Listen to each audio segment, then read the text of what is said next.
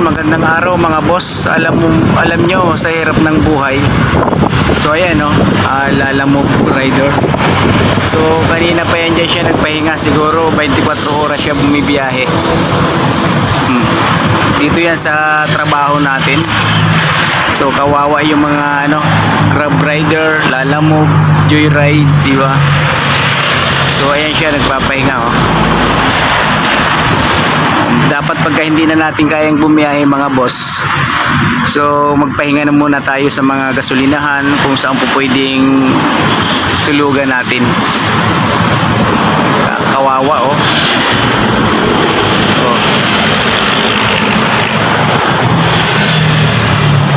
Diba? So kanina pagdating ko maaga pa, so nandiyan na yan siya,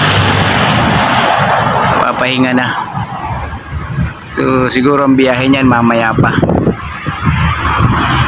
Yan, dito lang yan sa Centennial, Kawit.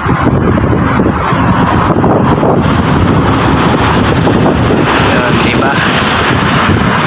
Kaya sa mga pamilya, syempre lalaki talaga yung naghahanap buhay. Yan si Busing, Lalamove. Ayan o, talagang napakahirap ng buhay. Ayan, laban lang tayo mga kaibigan, mga boss. Ayan, mga ka-riders, ingat-ingat lang. Pag di kaya, pahinga-hinga lang tayo. Ride safe, diba? So yun lang mga boss.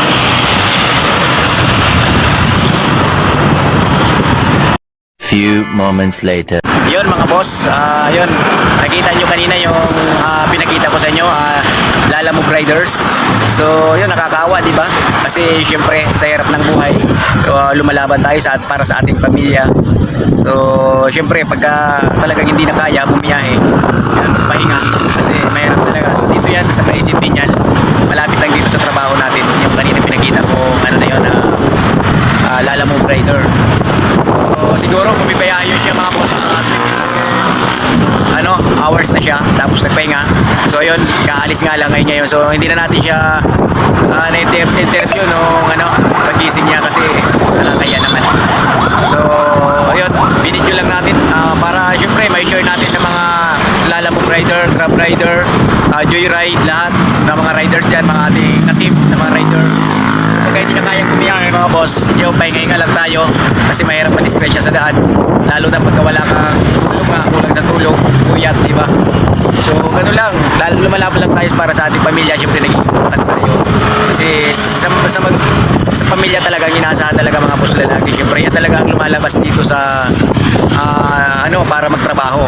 So sila talaga nakaplot sa pamilya. So yun, pinakita lang natin mga boss para maging sa mga natin ka-team rider. Yan, para pagka hindi na kaya bumiyahe, pahinga muna, diba? Kaya nakakaawa. So, kung mayroon lang tayo, bakit din natin bigyan, diba? So wala pa kasi tayo.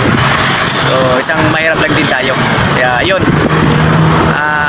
wala pa tayong mga boss ginagawa sa shop, kaya wala pa tayong content para sa pag-mechanical service change oil. So yun, ayun, ingat-ingat lang tayo, ride safe mga ka-team riders.